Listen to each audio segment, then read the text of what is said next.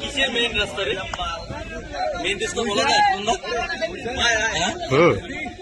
কি মেইন রাস্তা? কোন লালবাজার শীতই? হ্যাঁ, শীতলকুচি। দর্শক দেখছেন ব্রিজ ভেঙে পড়েছে, একটা ডাম্পার যাচ্ছিল, ব্যাস ব্রিজ ভেঙে পড়েছে। এটা হচ্ছে শীতলকুচি সিতাই, ওই যে রোড আছে সিতাই যাওয়ার যে রাস্তা, একটা প্রধান রাস্তা, তো তার এই ব্রিজ ভেঙে পড়েছে। এখন হতাহতের খবর পাওয়া যায়নি, কিন্তু যা দেখতে পাচ্ছি মারাত্মক, আরও মারাত্মক ঘটনা ঘটতে পারত। একটা ডাম্পার যাওয়াতে যদি ভেঙে পড়ে, যদি ওই সময়ে আরও অন্য গাড়ি থাকতো, বাস থাকতো, তো কি ভয়ঙ্কর একটা বিপদ ঘটতো দর্শক, বুঝতে পারছেন? এখন প্রশ্ন দর্শক,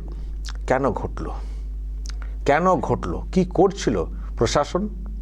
একটা ব্রিজের কি অবস্থা সেটার কি পরীক্ষা হয়নি, দেখা হয় না, মনিটর করা হয় না যে ব্রিজটা কোন অবস্থাতে রয়েছে? এটা ঘটলো কি করে? আমি যেটা দেখছিলাম রিপোর্টে এসছে, টিএমসির একজন বলেছেন যে ব্রিজটাকে বিপজ্জনক বলে ঘোষণা করা হয়েছিল, তা সত্ত্বেও ওই ব্রিজ দিয়ে মানে অনেক মাল নিয়ে ডাম্পার যাচ্ছিল, তো সেই জন্য এই ঘটনা ঘটেছে।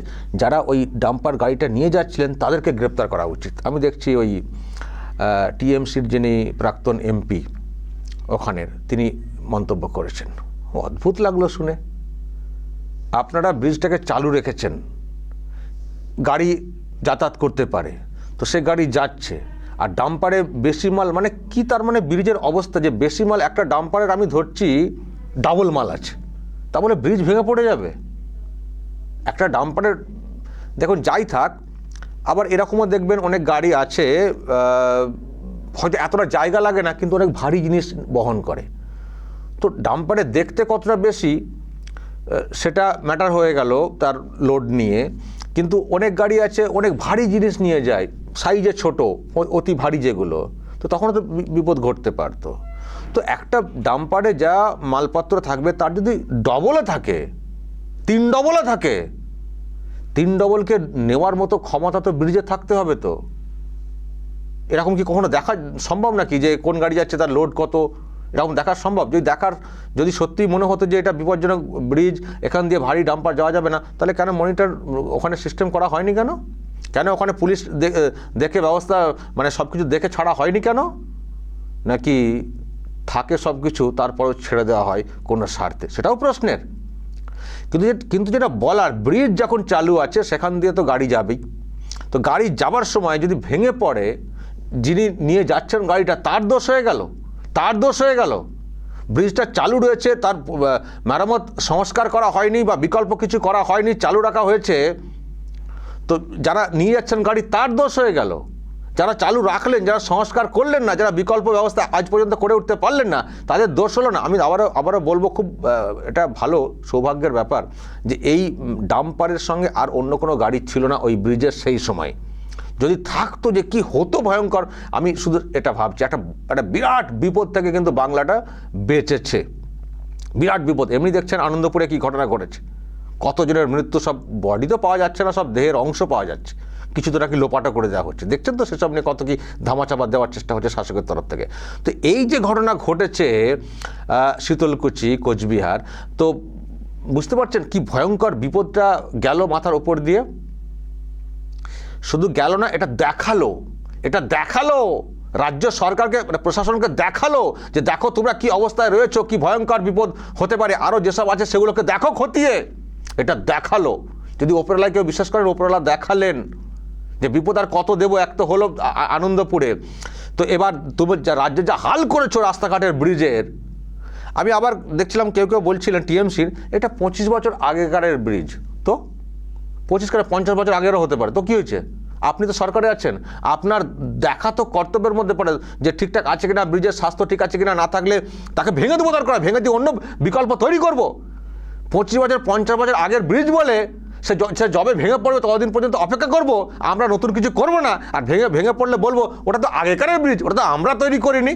বারে বা, যে কোনো ব্রিজের একটা বয়স থাকে, একটা সময় পরে তার সত্যিই তার স্বাস্থ্যের অবস্থা খারাপ হয়, তো সেটাকে মেরামতি করা, সংস্কার করা, বা প্রয়োজন হলে ওটাকে ভেঙে দিয়ে নতুন তৈরি করা, সেটা না করে 25 বছর আগের বলে ওই অমক সরকার করেছে বলে আমাদের কোনো দায় নেই, এটা তো হতে পারে না। তো এটা কোনো কথা হলো? তাহলে এই সরকার আসার আগে তো অনেক কিছু তৈরি হয়েছে, তাহলে সেগুলি শুধু থাকবে আর নতুন করে তারা কিছু করবে না? সেগুলোই থাকবে আর সেগুলো ভেঙে গেলে বলবো ওরা করেছে, ভেঙে গেছে। হ্যাঁ, এটা কোনো যুক্তির কথা হলো সরকারের? আমি তো বলবো আজকে যেটা দর্শক সামনে এসছে খুব মারাত্মক বিষয়, কতজনের যে মৃত্যু হতে পারতো এই ঘটনায়, আমি শুধু ভাবছি আর আঁতকে উঠছি। যদি ওই সময় সঙ্গে আরও গাড়ি থাকতো, আরও যদি গাড়ি থাকতো। তো আমি যে কথাটা বলছিলাম যে এটা দেখিয়ে দিল উপরওয়ালা, দেখিয়ে দিলেন উপরওয়ালা যে দেখো তোমার রাজ্যের কী হাল। আমি কেন কথাটা বলছি জানেন? আমি আমাদের নিজের এলাকার একটা কথা বলতে চাই। আমি যেখানে থাকি আরামবাগ, হুগলির আরামবাগে একটা ব্রিজ আছে, সেটাও কিন্তু পুরনো ব্রিজ। আরামবাগ কালীপুর হয়ে একেবারে কামারপুকুর দিয়ে অনেক দূর যাওয়া যায়, মেদিনীপুর বাঁকুড়া ওই সাইডে যাওয়া যায়।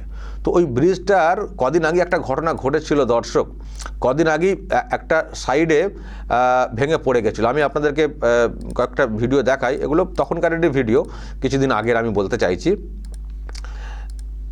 এই হচ্ছে ব্রিজ, এই যে দেখুন এটা ড্রোন শট, এই যে এক সাইডে দেখতে পাচ্ছেন পুরো ভেঙে, একটা সাইড পুরো ভেঙে পড়ে গেছিলো নিচেতে।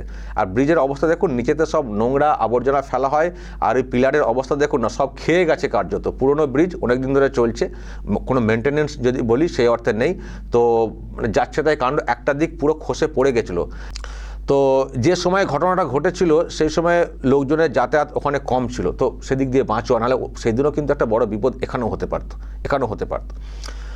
তো দর্শক, তারপর থেকে মানুষের দুর্ভোগ, মানুষ তখন তো ব্রিজ বন্ধ করে দেওয়া হলো, এপার থেকে সেপার একটা লং রুট আছে, কলকাতা থেকে ডিরেক্ট বাস ওইদিকে যাওয়ার, সব বন্ধ হয়ে গেল। মানুষকে এই ব্রিজ পার হয়ে টোটো দিয়ে ওদিকে গিয়ে আবার সব কাটা সার্ভিসে যাওয়া, এইভাবে যেতে হতো।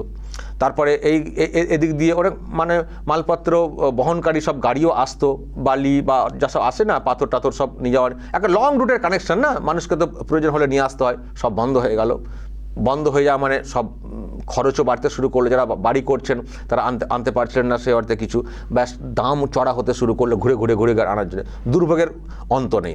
তো মানুষজন ওইভাবে ওই ব্রিজে হেঁটে যেতেন। তো পরের দিকে খানিকটা সংস্কার করা হয়েছে, কিন্তু এখনও ওই বাস হয়তো এদিক ওদিক করছে, তাও জীবনের ঝুঁকি নিয়ে অন্য গাড়ি যেতে দেওয়া হচ্ছে না। অন্য গাড়ির কথা গুলি মেরে দিন, কিন্তু বাস যেভাবে যাচ্ছে এই ব্রিজ দিয়ে, আমি তো বলবো আমি নিজেই মানে আতঙ্কিত থাকি, মানে আতঙ্কের মধ্যে থাকি যখন ওখান দিয়ে পাস করি। কখনো আমার যাওয়া খুব কম হয়, যখন যাই ভাবি যাচ্ছি জীবনের ঝুঁকি নিয়ে, এই না কোনো বিপদ নেমে আসে। মানে এতটাই ভয়ঙ্কর অবস্থাতে রয়েছে এই কালীপুর ব্রিজটা, কিন্তু কোনো বিকল্প ব্যবস্থা দেখতে পাচ্ছি না। ওই সাইডে রেলিং দিয়ে নাকি ঘেরা হয়েছে বলা হচ্ছে, বাকি ব্রিজের যে স্বাস্থ্যের যে ব্যাপারটা সে অর্থে কিছুই উন্নতি ঘটানো হয়নি। আর শুধু মাটি পরীক্ষা হচ্ছে, নতুন কিছু হবে মাটি পরীক্ষা হচ্ছে, সে মাটি পরীক্ষা হতে হতে এখন মনে হয় বন্ধ হয়ে গেছে মাটি পরীক্ষা, নতুন কিছু একটা করার জন্যে। তো যারা এদিক দিয়ে ডেলি যাতায়াত করেন তাদেরকে তো করতেই হবে না। প্রত্যেকের মধ্যে আমরা দেখেছি একটা আতঙ্ক কাজ করছে, যেমন আমার মধ্যেও করছে, যে কোনো দিন মনে হয় এই ব্রিজটা ভেঙে পড়বে, এবং এই ব্রিজটা ভাঙলে একটা ভয়ঙ্কর বিপদ হবে, ভয়ঙ্কর বিপদ। কারণ এর উপরে প্রচুর প্রেশার আছে। ওই দিনের রেলিং ভাঙার সময় সেই সময় প্রেশারটা যে কোনো কারণে ছিল না, ওইটা এমন একটা সময় ঘটনা ঘটেছিল, কিন্তু নর্মালি কিন্তু প্রচণ্ড প্রেশার থাকে এই ব্রিজটার উপরে। তো যেটা মনে করা হচ্ছে, যদি কখনো এটা ভেঙে পড়ে ওই শীতলকুচির মতো, দেখবেন ভয়ঙ্কর একটা বিপদ ঘটবে, ভয়ঙ্কর। যেন সেই বিপদটা ঘটার জন্য অপেক্ষা করছে প্রশাসন, কোনো উদ্যোগী নেই মেরামতির, সেই অর্থে মেরামতি ওই থাকদামার অন্য ওতে একটা ব্রিজকে টিকিয়ে রাখা যায় না। নর্মাল তার যা স্ট্রেংথ সেই মতো আছে, কিন্তু ওতে ওইভাবে করা যায় না। একটা বিকল্প ব্রিজ তৈরির এই মুহূর্তে খুব প্রয়োজন হয়ে পড়েছে এই কানেকশানে, এই আরামবাগের এই অংশটা। অনেকবার কথা উঠেছে, অনেকবার বলেওছেন, মানে প্রশাসনিক কর্তারা বলেছেন, যারা আছেন না শাসক দলের সব নেতা নেত্রী, তারাও সব অনেক কথা বলেছেন, কিন্তু কাজের কাজ কিছু হচ্ছে না। আজকে ওই শীতলকুচির এই ঘটনাটা দেখে আমি ভাবছি, মানে আবারও ভাবনাটা ভিতরে এলো, এই রকম দৃশ্য আমাদের এই আরামবাগের বুকে না কখনো দেখতে হয়। শীতলকুচির ঘটনায় তো ওই সময় কেউ ছিলেন না বলে মানে বেঁচে গেছেন, মানে অন্য গাড়ি বাস গাড়ি ছিল না বলে মানে অনেকে বেঁচে গেছেন। কিন্তু এই যে ব্রিজ, এটা একটু লম্বা ব্রিজ, একসঙ্গে অনেক গাড়ি এই ব্রিজের ওপর দিয়ে যায়, বাস টাস যখন যায় একসঙ্গে অনেক, ফলে যদি কখনো ভেঙে যায়, যদি বিকল্প ব্যবস্থা না করা হয় এখনো পর্যন্ত, বা ঠিকঠাক সংস্কার যদি না করা হয়, আমি বলবো ভয়ঙ্কর দিন কিন্তু আরামবাগবাসীর জন্য অপেক্ষা করছে। আরামবাগবাসীর জন্য অপেক্ষা করছে। এই ঘটনা ঘটে গেলে বলবে ঘটে গেল, ঠিক আছে চলো 2 লাখ টাকা করে দিয়ে দিই। এই তো শাসকের এখন না, দিয়ে দিই আর বলবো ওটা আমাদের আমলের ব্রিজ না অমকের। কিন্তু বারবার কিন্তু সিগন্যাল দিচ্ছে এই ব্রিজ আমি ভালো নেই, আমি ভালো নেই, আমি ভালো নেই, একটা কিছু তোমরা করো। কিন্তু শাসক করছে না, সরকার পক্ষ করছে না। মানুষকে বিপদের মানে একেবারে ঝুঁকি নিয়ে এই ব্রিজ দিয়ে তাদেরকে পারাপার করতে হচ্ছে। বা এখন বাস ছাড়া হয়েছে শুনছি, বাস যাচ্ছে ওই আর কি, ওই আবার দেখবেন কোনোদিন একটা অংশ ভেঙে খসে পড়ে গেছে, আবার বন্ধ হয়ে যাবে। এইভাবে চলতে পারে না, একটা খুব লম্বা কিন্তু এই ব্রিজটা, এইভাবে চলতে পারে না। ফলে ভয়ঙ্কর বিপদের মধ্য দিয়ে যাচ্ছে মানে আরামবাগবাসী। সত্যি যে শীতলকুচির ঘটনাটা আজকে আমি ইচ্ছা করে এটা দেখাচ্ছি, আমি চাই যে এটা দেখুক, আরামবাগের যে ব্রিজের যা অবস্থা একটু নজর রাখুক প্রশাসন। ঘটনা ঘটলে যেন তারা না বলে আরে ঘটে গেল আমরা কি করব, এরকম না বলে। পরিষ্কার ইঙ্গিত সিগন্যাল আসছে, আরামবাগের এই ব্রিজ ভয়ঙ্কর বিপজ্জনক অবস্থাতে রয়েছে, যে কোনো সময় বড় বিপদ ঘটতে পারে। আর দর্শক, এটা তো আমি আমার আরামবাগের কথা বলছি, আপনাদের এলাকায় যেসব ব্রিজ আছে সব ঠিকঠাক আছে তো একটু বলবেন, কমেন্টে বলবেন আপনারা কোন এলাকা থেকে বলছেন, আপনাদের এলাকায় ব্রিজ বা ক্যালভার্টের কি অবস্থা একটু বলবেন কমেন্ট বক্সে। নজর রাখবেন আরামবাগ টিভিতে।